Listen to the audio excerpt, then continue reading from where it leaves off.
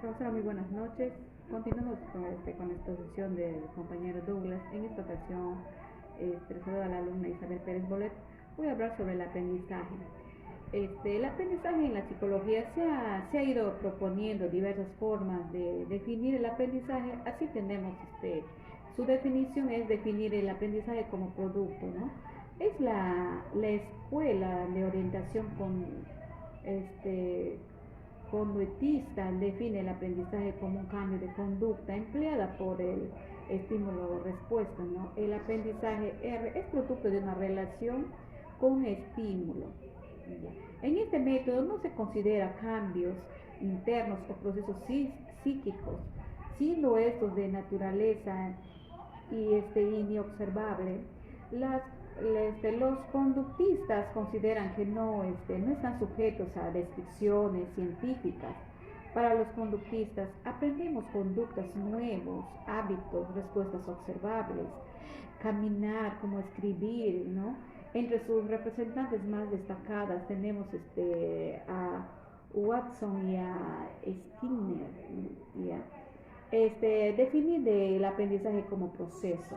Es la orientación cognitiva que define el aprendizaje como un proceso que produce cambios internos en el sujeto, o sea, en la persona. Se adquieren y modifican saberes, conocimientos, interpretaciones. Los teóricos cognitivos emplean el modelo, ¿no? Ya sea el estímulo, organismos, respuestas, enfatizando en una explicación en los procesos que ocurren al interior del organismo. Las características del aprendizaje. El aprendizaje implica un cambio de conducta.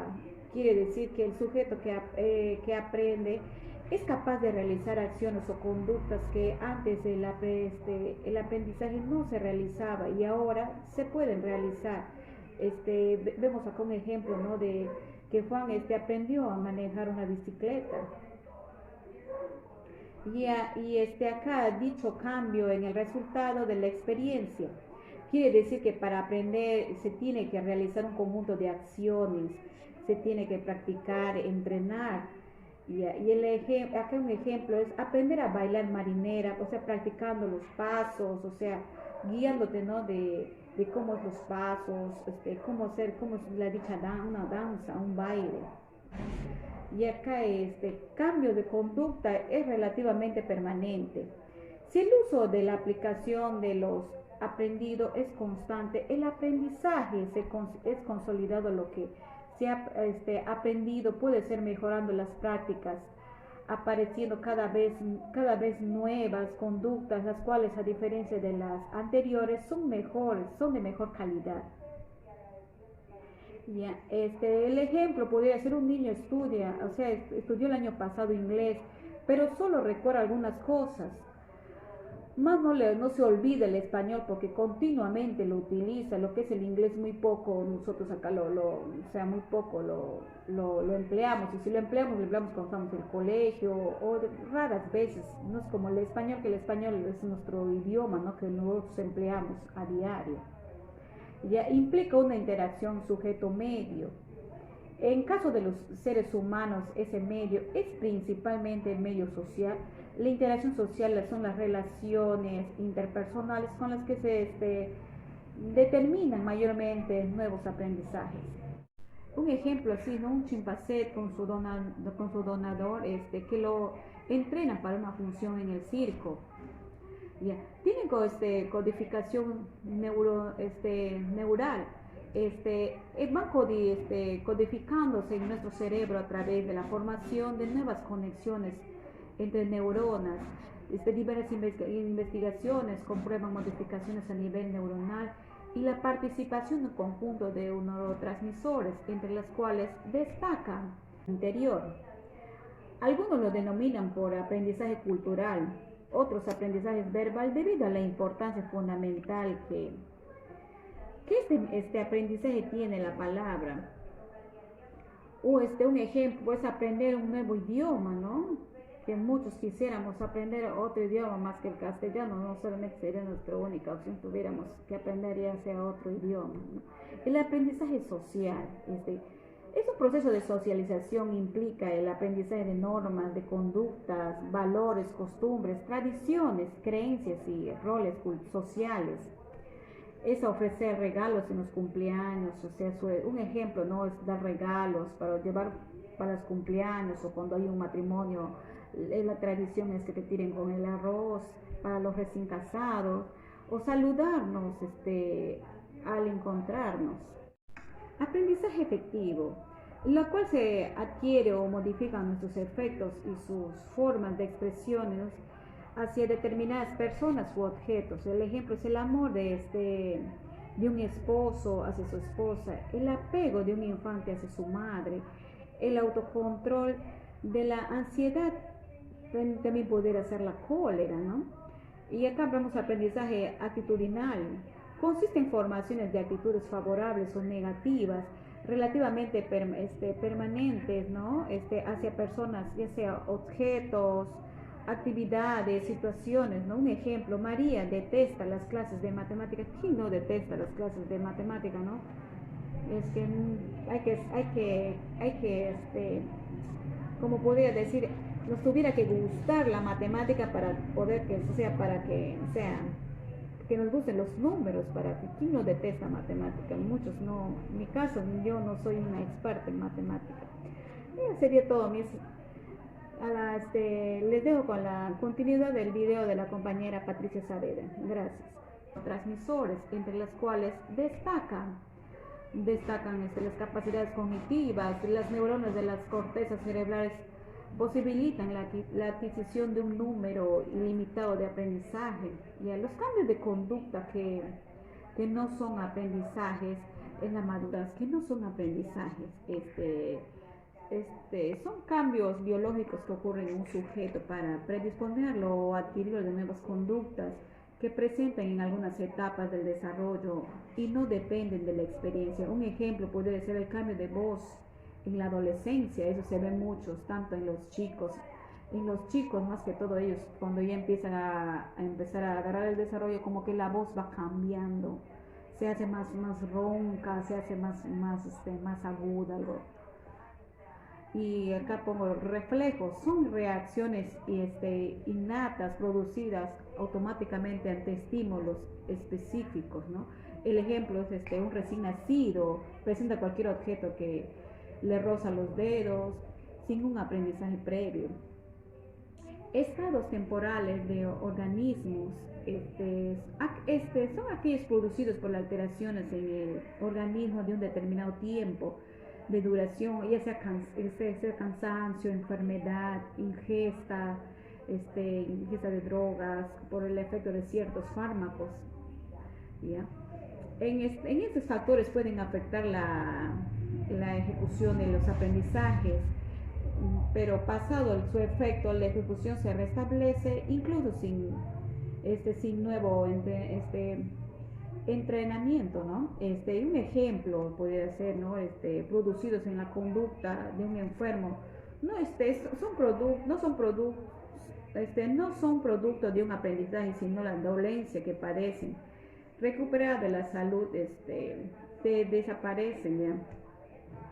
La adaptación sensorial, es aquella cualidad que tienen algunos receptores sensoriales para adecuarse a una determinada estimulación. Cuando un estímulo afecta permanentemente a nuestros receptores, esto disminuye su sensibilidad. Y el ejemplo sería la adaptación pupilar de la oscuridad, ¿no? Acá vemos los factores que influyen en el aprendizaje, son factores relacionados con el sujeto de aprender. Se toma en cuenta la cantidad de motivación, el estado emocional, las experiencias previas, la actitud, el estado físico y el grado de maduración del sujeto. Factores relacionados con la tarea se encuentran en la calidad de material que debe ser aprendido, la dificultad del asunto, la posición de la materia de una serie o lista o lo significativo del material. Factores relacionados con el método de la enseñanza. Es la práctica del conocimiento de los resultados, el aprendizaje activo contra el aprendizaje pasivo, metodología del profesor. ¿Qué tipos de aprendizaje existen? El aprendizaje motor consiste en adquirir la coordinación, rapidez y precisión de los respectivos movimientos, todo lo cual implica usar los músculos en forma coordinada y eficaz. Las habilidades y destrezas motrices adquiridas se denominan hábitos motores. Se caracterizan por ser sus aprendizajes inicialmente consciente, ¿no? Pues el sujeto se da cuenta de los movimientos que está aprendiendo, luego poco a poco se va convirtiendo en automático. O sea, un ejemplo es escribir escribir a máquina, andar, bailar, manipular herramientas o jugar algún deporte, ya sea fútbol, ya sea vóley o tejer, ¿no? El aprendizaje cognoscitivo, ¿no? Es aquel que consiste en la adquisición de conocimientos, es decir, la información sobre los objetos y fenómenos del mundo exterior y el propio mundo interior. Algunos lo denominan por aprendizaje cultural, otros la cual emitía una serie de conductas tales como pararse sobre dos patas, husmear, arañar las paredes, morder el comedero, etc. Los elementos de condicionamiento operante aquí son el estímulo discriminativo, la respuesta o conducta operante y el estímulo reforzador. Las modalidades fueron el reforzamiento, que es el principio fundamental en el condicionamiento operante.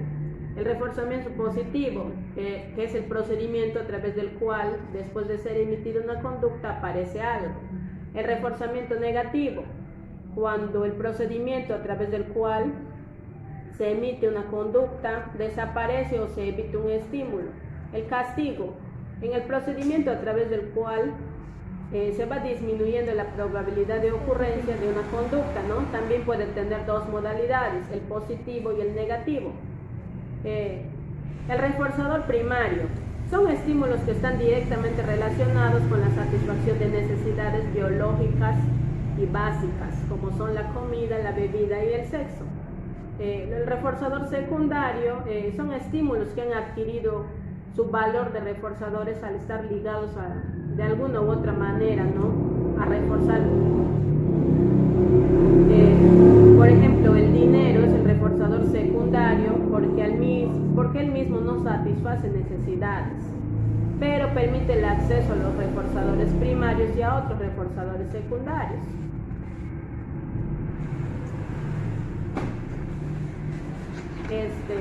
También tenemos el aprendizaje por modelación, por imitación, por modelamiento o por observación, el aprendizaje social. Su representante fue Alberto Bandura. Su principio fue la imitación de modelos. Este proceso es cuando una persona, un animal, al observar el comportamiento de otro, es capaz de reproducirlo en forma total o parcial. Por ejemplo, una empleada doméstica observa atentamente cómo debe hacer una tarea que le enseña su patrón. Y como último punto tenemos la teoría de la capacitación o descubrimiento de relaciones. Su representante fue Wolfgang Kohler. Y este aprendizaje se da súbitamente por una capacitación o un descubrimiento de relaciones de las partes entre sí y con respecto a una situación total y compleja. Dentro del experimento básico, encierra un mono en una jaula y fuera de esta pone al alcance de la vista del mono un tentador plátano. En el piso de la jaula previamente colocó un bastón corto y más allá, fuera de la jaula, otro más largo. Entonces, el animal trataba inútilmente de alcanzar con la mano el plátano entre los barrotes, ¿no? Y al fracasar hacía un gran berrinche. Luego, de acuerdo con Kohler, sostiene también que un periodo en el que el animal no hacía ningún movimiento, simplemente permanecía sentado y estudiaba la escena.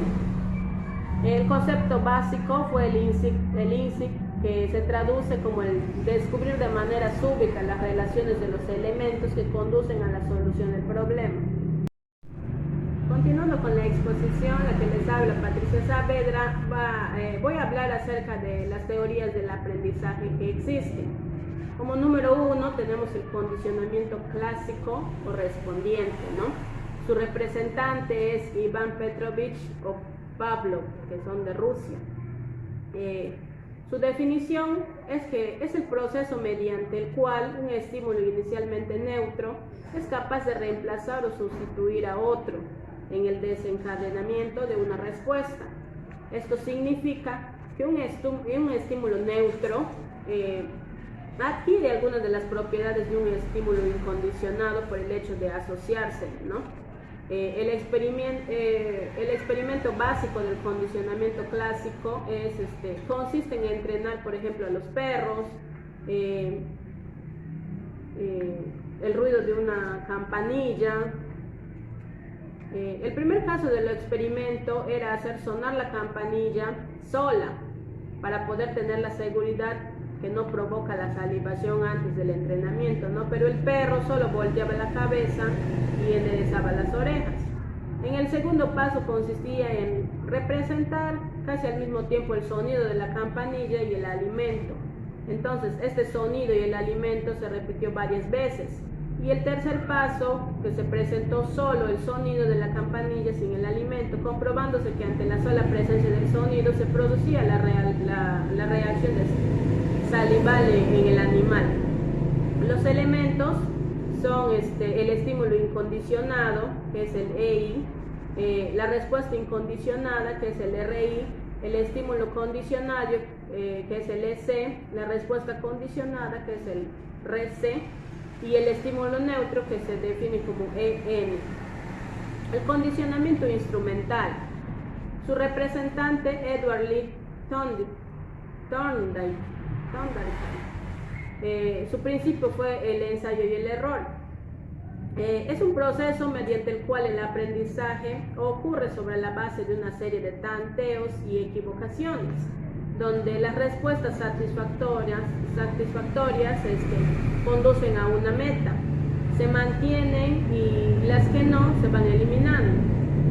Dentro del experimento básico consistía en encerrar a un gato hambriento en una caja especial desde el cual podía ver la comida.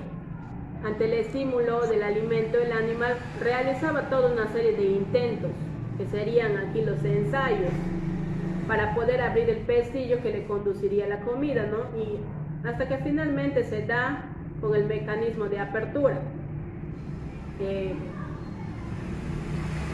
Dentro de esto también está la ley del efecto. Las respuestas o pasos exitosos son recordados y los frustrados que generan incomodidad son olvidados. La ley del ejercicio. Toda respuesta que se repite o ejercita continuamente tiende a considerarse en el repertorio conductual del sujeto. Como número 3 tenemos el condicionante operante. Su representante fue Skinner. Es un proceso por el cual un sujeto aprende debido a que sus acciones generan determinadas consecuencias. Su experimento básico del condicionamiento operante fue en introducir la caja a un animal hambriento, la cual emitía una serie de conductas tales